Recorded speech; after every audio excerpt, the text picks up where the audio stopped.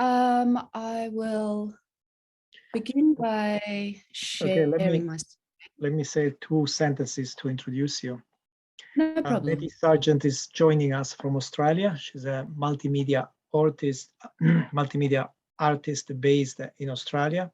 She's half of the art and technology duo PlugInHuman. She creates multi-sensory installations. Besides Australia, they've been installed in other countries. I remember Taiwan and South Korea. And again, a reminder to our audience, in case you missed the beginning, you go to lasertalks.com and you find extensive bios of all the speakers. Okay, all yours, Betty. Thanks for that, Piero. I come to you today from the land of the Yalukit Willen clan, who are Boon Wurrung people, and they're the traditional owners of the land that I live and work on here in what's commonly known as Melbourne, Australia. And I pay my respects to any First Nations people who are here today, and my deep respect to the traditional owners of the land that I'm on. So I am one half of PlugInHuman, who is an art duo, and we create public art and immersive installations. I work with my collaborator, Justin Dwyer, and the way in which we approach our work is we often look at how we can create connections for people, how we can create connections, deeper connections for people, the ways they can connect more deeply with themselves, that's the me part, the way that people can connect more deeply with others, and the way that we can connect more deeply with our environment. And I'll kind of break up my talk into those 3 areas, just walking through some of the installation work that I've done and our approaches to this kind of work. So in looking at how we invite audiences to connect more deeply with ourselves, some of the work that we have done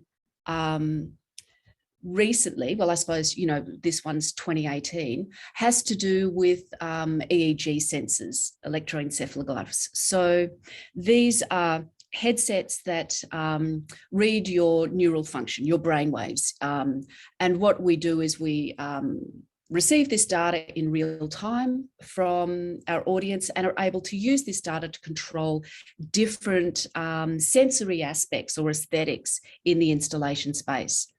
So for Dream 2.2, which was a work for the National Taiwan Museum of Fine Arts, we created a maze in the exhibition space, which were these hand-painted 4-meter drops. And the audience could walk through this maze and explore it.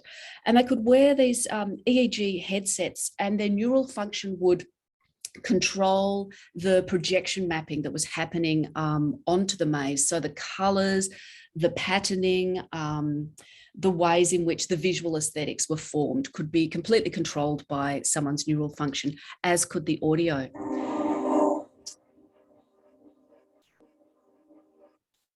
So as a part of this installation, it's over the Chinese New Year, which is a huge happening in Taiwan. We had a series of performances, and this involved 2 sleeping teenagers who were wearing the EEG headsets, and so their neural function was controlling the audio and the visuals in real time.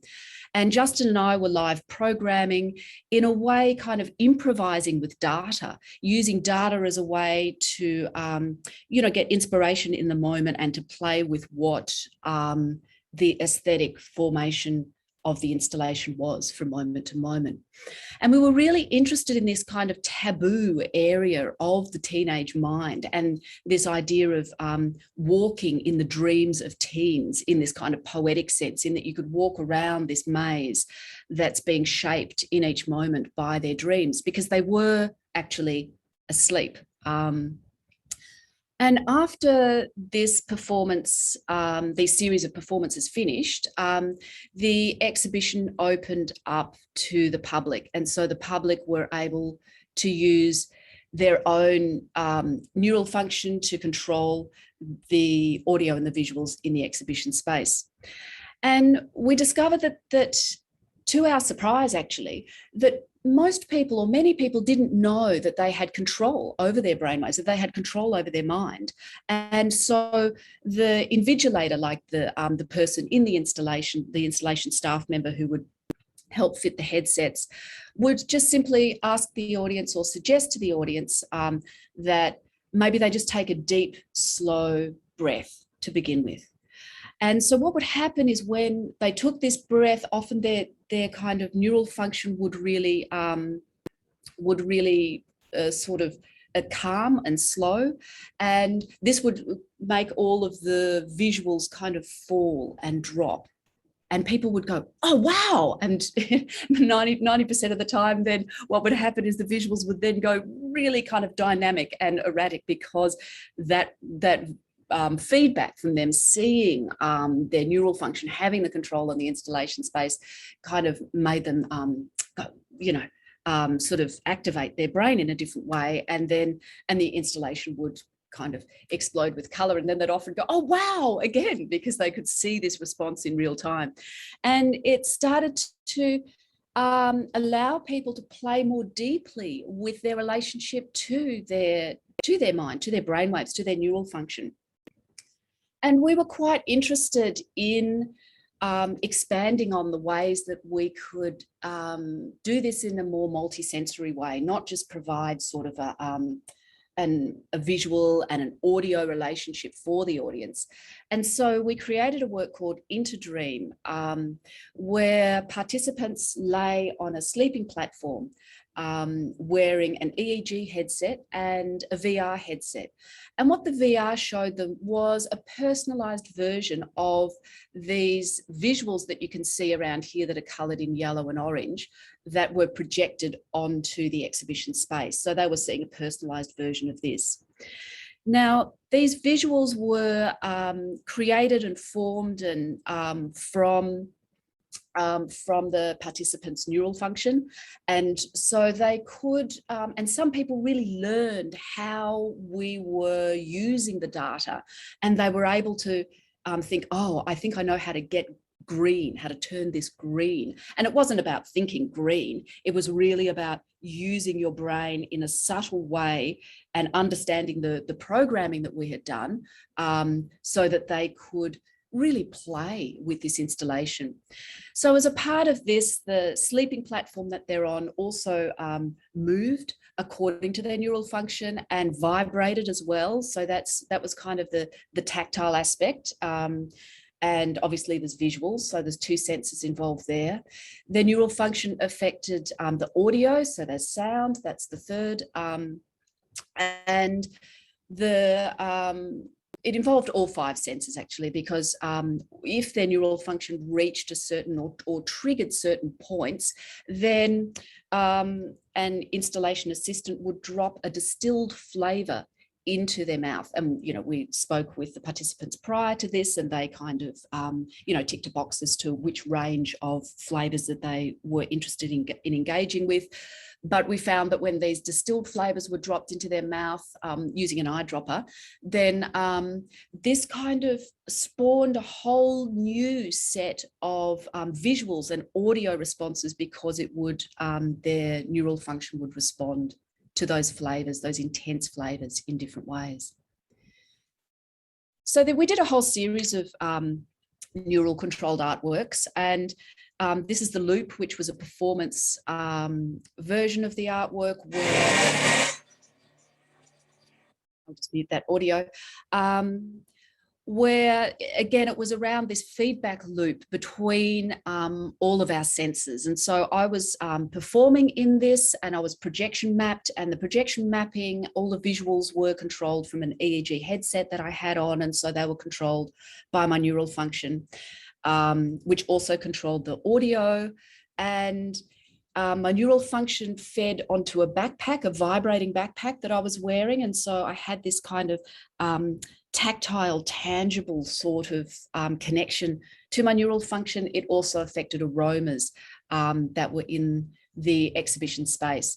And this really looked at the kind of this feedback loop that you can get in multisensory installations where in real time, visuals that you're generating when you see them, for example, me as a performer, when I saw them, that would then in turn affect my neural function again, which would change the visuals, change the audio, change the aromas, which again would, affect my neural function. So it was this kind of feedback loop that we were interested in. So the work sort of spills onto sort of ways in which we can connect more deeply and understand ourselves more deeply.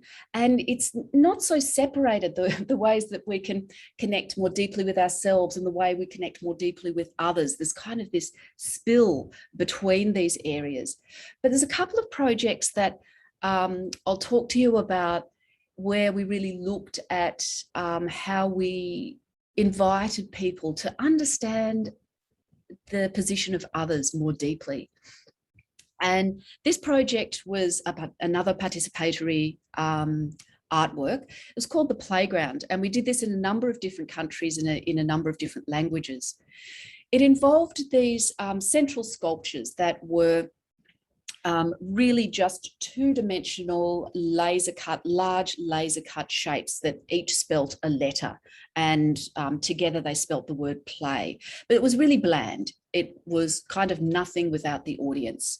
And we hid these, we called them spimes. We hid these around these small laser cut pieces around the festival space or the exhibition space, wherever the work was being exhibited. And each of these spimes, these small laser cut pieces, spelled out a word like see, hear, feel, and we were inviting the audience to physically engage with the environment that they were in. And we found that people really started working together because there were clues online, cryptic clues online, and there were physical maps that people could use to find these laser cut pieces. And when they found them, they would take them to the installation space and connect them onto the central sculpture. And people really worked together and we found that they were quite celebratory when they were putting the works together. This is quite early on in the South Korean exhibition. You can see that there are a few pieces connected to the side of this, but by the end of the installation, it was really bulky. It had so many different pieces connected, and people worked together to figure out where they wanted their piece to be, and how it would affect other people's pieces and how it would affect the overall balance of the sculptures. It was really interesting to see people work together in this quite physical way. Another way that we're looking at more deeply understanding the way in which we can live and connect with other people is this project that's a current project actually called Unearthed. And this is a collaboration between PlugInHuman, Lorraine Brigdale and Akshat Nuriel. Now, Lorraine Brigdale is a Yorta Yorta woman, a First Nations artist here in Australia. Akshat Nuriel is a Mumbai-based media artist from India. And together we have created this series of artworks that really looks at our response to landscape. And what came up in this collaboration were these ideas of decolonising landscape. And each of us live in an area and have these different experiences with colonising factors and the daily effects of colonisation.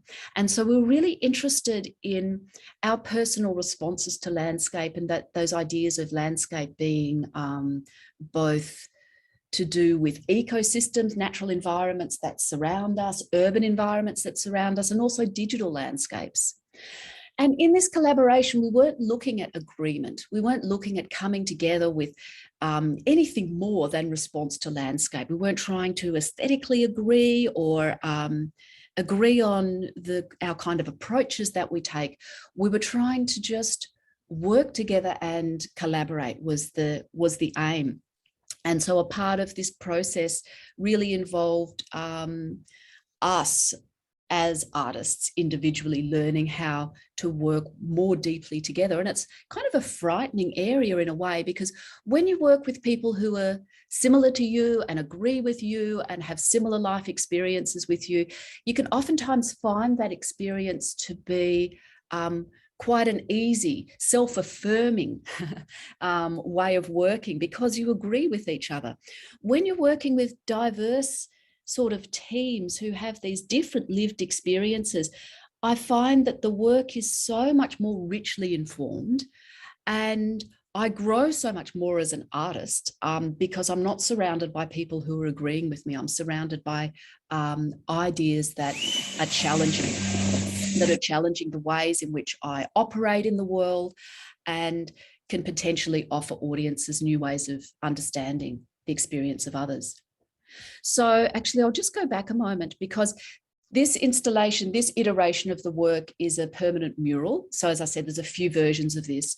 And this permanent mural is in a really important kind of yorta or traditional area in the state that I live in Australia. And it's a very large mural in the centre of town. So it takes up a big space, visual space. And we projection mapped that mural during the opening of this particular festival.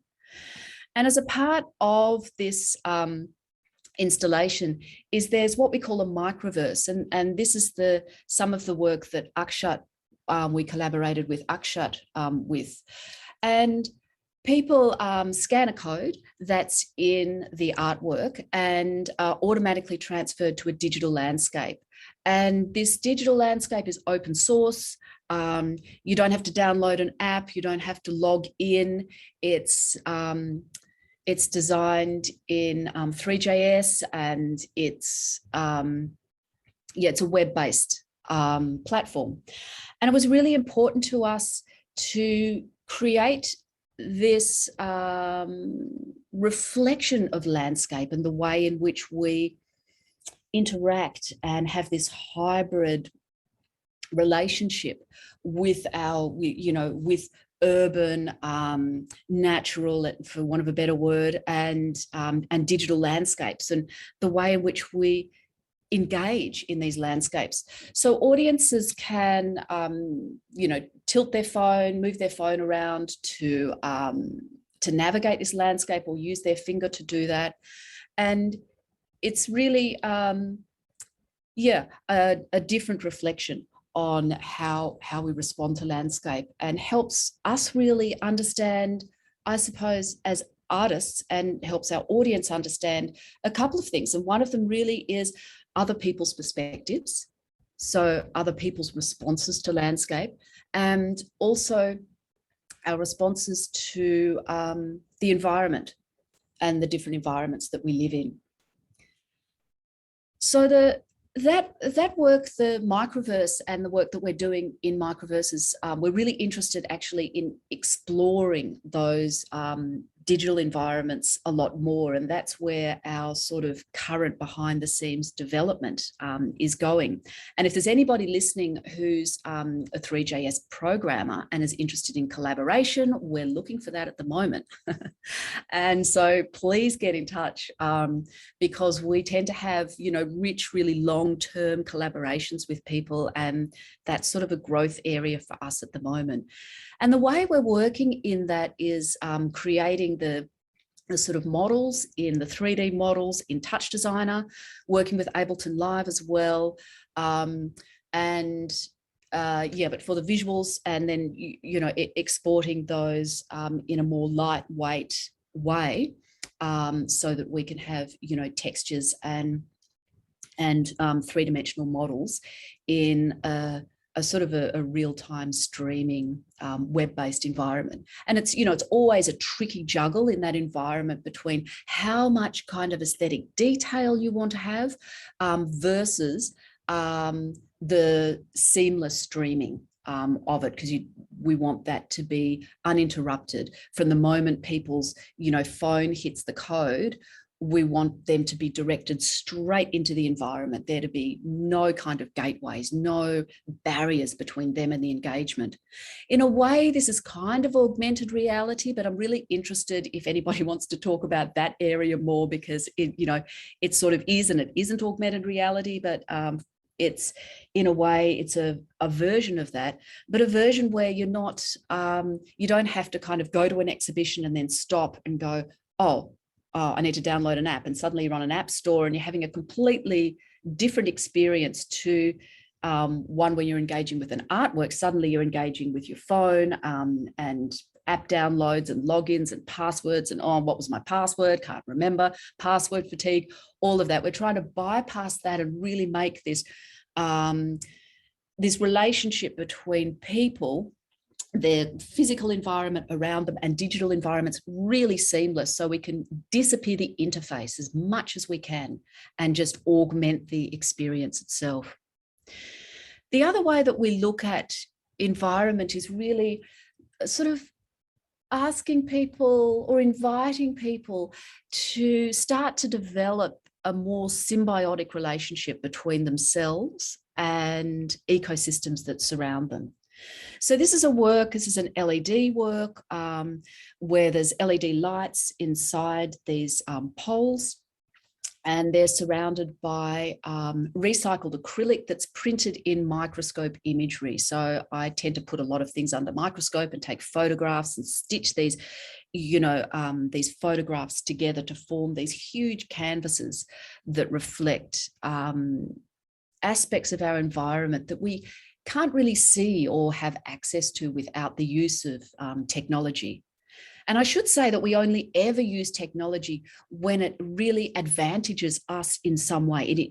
And by that, I mean that it helps deepen these connections with ourselves, with others, with our environment. If there's a way that we can do it without technology, we definitely will, because technology is, problematic in so many ways, but it can enable us to have these great insights as well if you use it with care. So this installation was designed, it can be indoors or outdoors, and the patterning in the lights is controlled by data from, really important ecosystems from around the world, and telling the story and inviting people to more deeply connect with ecosystems from around the world. So essentially, I think what we're inviting people to do really is to be present in themselves, to be present with others, and to be present in the environment that they're living in. And to do this, we take these kind of, in some ways, complex ideas, whether they're technical conundrums or their intellectual ideas that we have, and we distill them down into their most essential form, and so that they can be engaged with and understood by the broadest number of people who might be, very young or quite old, have no, that we don't want just people who have a PhD in media art to be able to understand or operate the artwork. We really want this engagement to be seamless. And